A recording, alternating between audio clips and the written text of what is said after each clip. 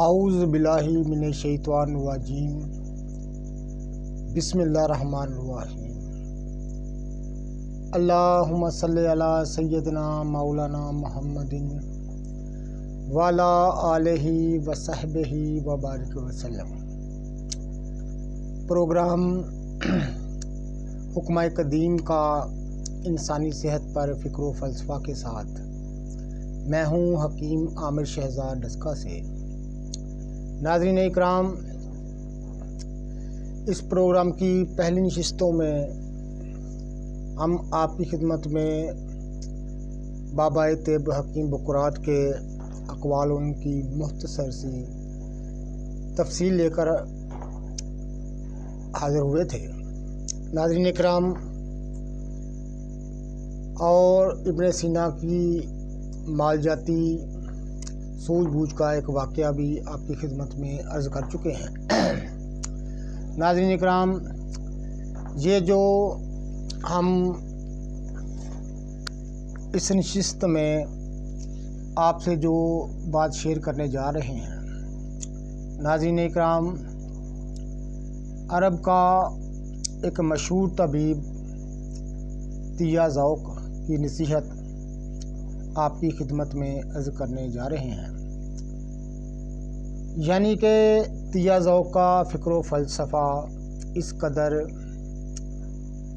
انسانی صحت پر اس قدر مفید ترین تھا کہ اس زمانے کے اکثر اتباع کرام نے لکھا ہے کہ تیہ ذوق انتہائی لائق اور انتہائی اعلیٰ قسم کا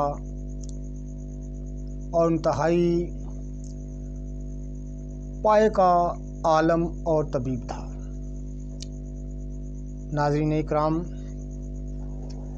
یہی وہ تیہ ذوق ہے جو حجاج بن یوسف کا طبیب خاص تھا۔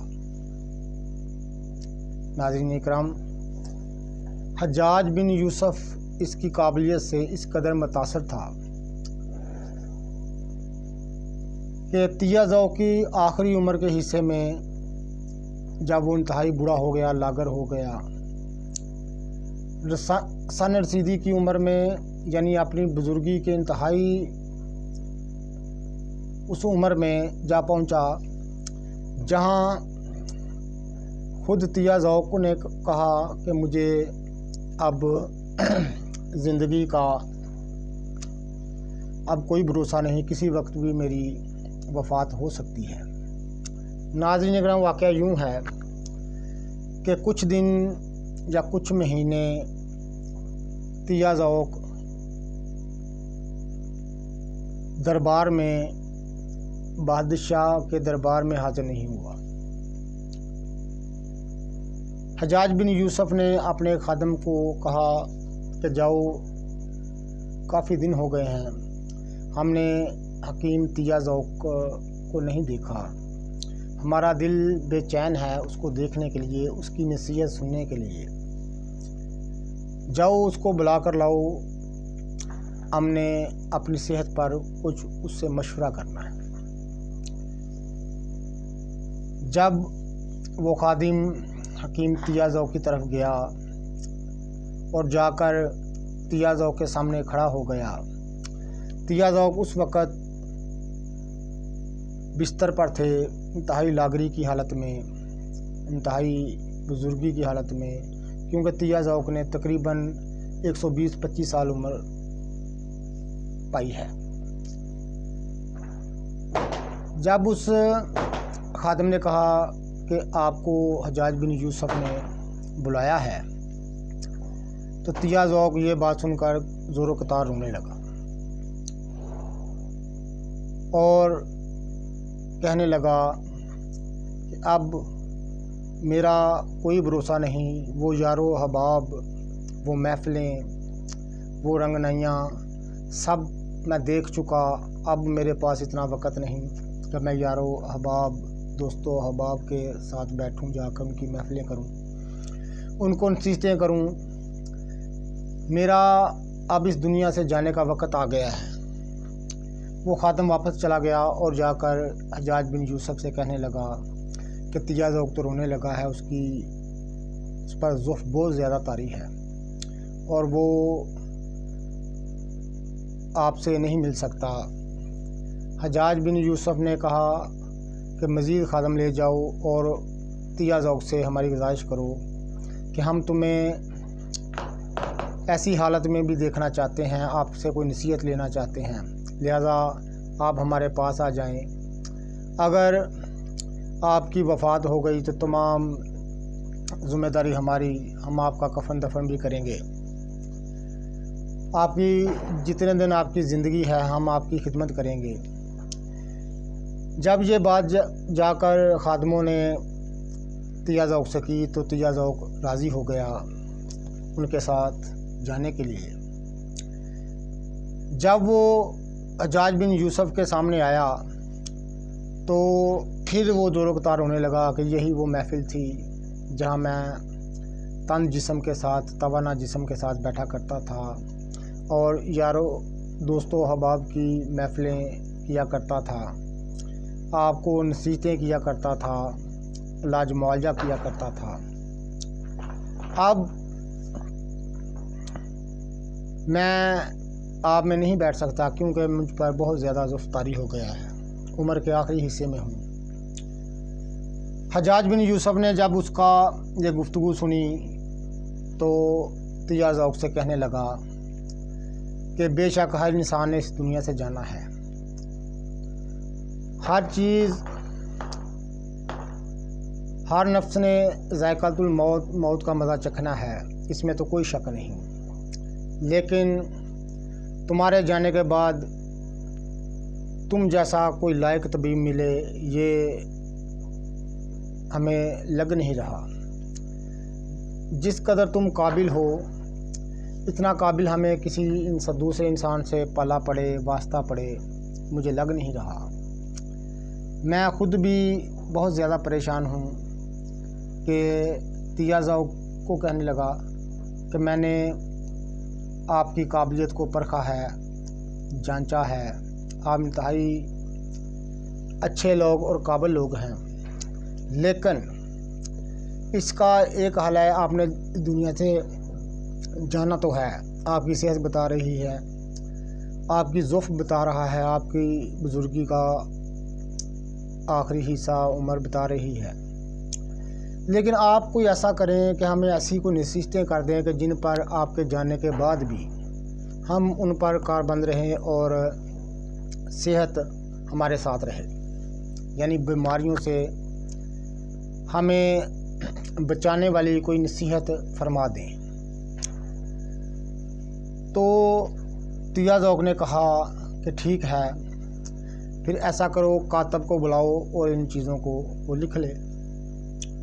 حجاج بن یوسف نے اپنے کاتب کو بلایا اور کہا کہ تیجا ذوق کی اس نصیحت کو، ان نصیحتوں کو تم لکھ لو اور بعد میں لکھنے کے بعد کسی تانبے کی یا چاندی کی تختی پر ان کو کندہ کرا کر اس دربار میں لٹکایا جائے تاکہ ہر کوئی آنے والا ان کو دیکھے اور ان سے سبق حاصل کرے اور اپنی صحت کو قائم رکھے۔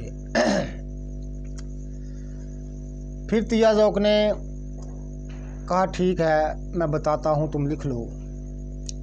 تیجا ذوق نے کہا میں چند نصیحتیں کرتا ہوں، ان پر اگر پیرا عمل رہو گے، ان پر اگر کاربند رہو گے، سوائے موت کے تمہیں کوئی اور دوسری بیماری چھو بھی نہیں سکتی۔ ناظرین اکرام، تاریخ بڑی پڑی ہے ان نامور اتباع اکرام کے نصیحتوں سے۔ پہلی بات جو تیجا ذوق نے کہی وہ کہی کہ معدے میں کھانا موجود ہوتے ہوئے کچھ نہ کھاؤ، یعنی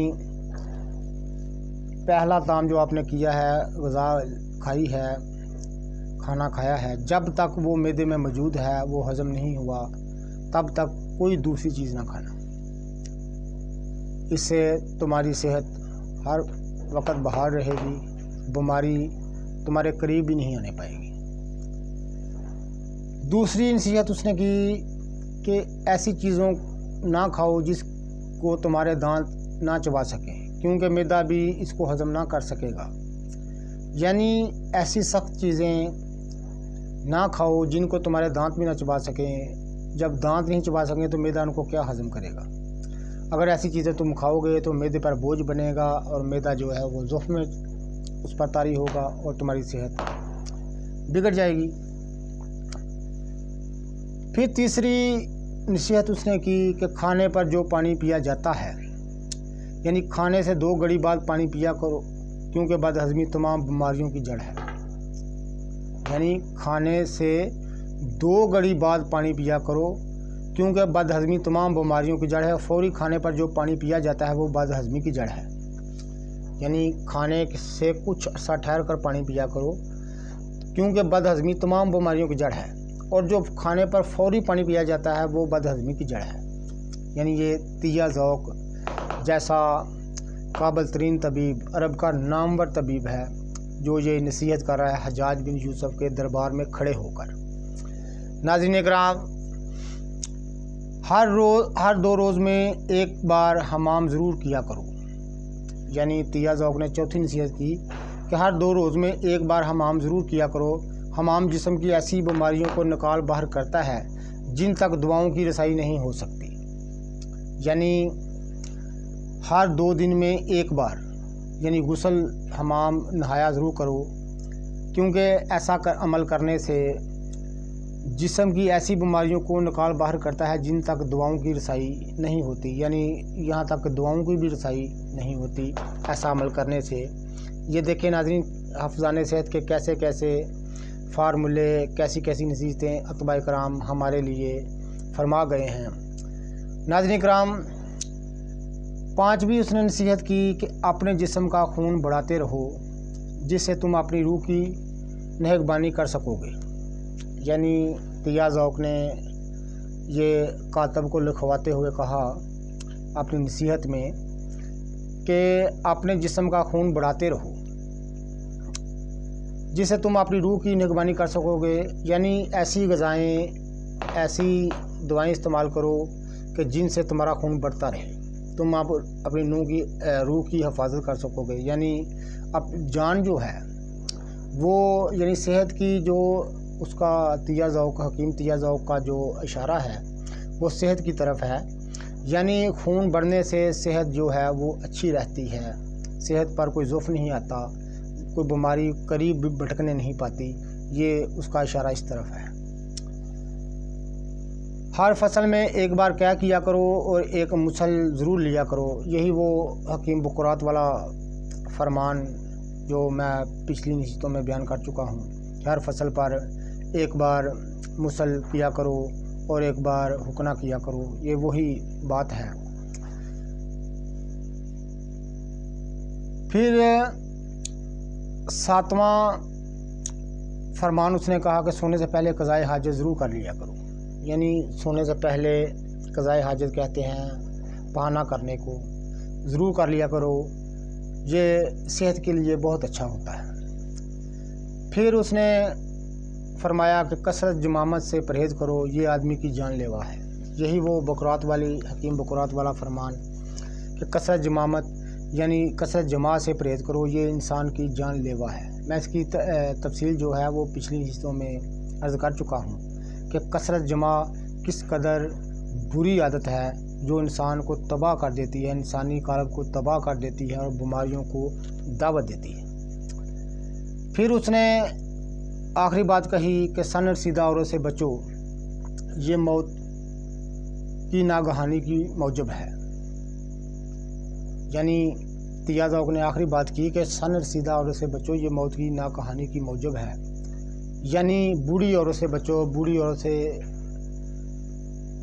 مجامت نہ کرو، یعنی بوڑھی عورت سے جماع نہ کرو، کیونکہ وہ انتہائی سردی کی حالت میں چلی جاتی ہے، اس سے انسان کو کوئی لذت بھی نہیں ملتی اور الٹی اپنی صحت کی بربادی کا موجب ہے۔ یعنی یہ فرمان ہے حکیم تیہ ذوق کا۔ حکیم تیہ ذوق نے انتہائی اہم باتیں کی ہیں یہ صحت کے حفظان صحت کے لیے بڑی اہم باتیں ہیں ناظرین کرام، جو میں آپ کی خدمت میں عرض کر رہا ہوں۔ ناظرین کرام، انشاءاللہ تعالیٰ اسی پروگرام کے تحت حکمہ قدیم کا انسانی صحت پر فکر و فلسفہ کے تحت انشاءاللہ تعالیٰ میں مزید اتباع کرام کے اقوال، ان کی نصیحتیں اور جو ان کے کارنامے ہیں اور ان کی زندگیوں میں جو بہترین ان کے معالجاتی سوجھ بوجھ ہے اور ان کی حکمت و دانائی انشاءاللہ تعالیٰ آپ کی خدمت میں عرض کرتا رہوں گا۔ اس لیے کہتا ہوں کہ میرا چینل سبسکرائب کر دو، بیل آئیکن کو دبا دے تاکہ ہر نئی آنے والی ویڈیو کا نوٹیفیکیشن آپ کو ملتا رہے۔ یہ حکمت و دانائی کی بڑی باتیں آپ بھی جان سکیں انشاءاللہ تعالیٰ۔ اللہ تعالیٰ ہم سب کو اور آپ کو ہدایت نصیب کرے، اور ان بزرگان طب جو علاج معالجہ کے ماہر تھے، جنہوں نے انسانوں کی بے لوث خدمت کی، اور ایسے لوگ ہیں جو ہر امراض کی کلیات کو جانتے اور ان کو سمجھتے، اور ان کا علاج انہوں نے کیا، دنیا نے ان کی قابلیت کو تسلیم کیا۔ ان کی نصیحت انتہائی مؤثر اور بہترین ہے، ہمیں ان کی نصیحت پر عمل کرنا چاہیے۔ انتہائی اچھے لوگ تھے۔ اللہ حافظ۔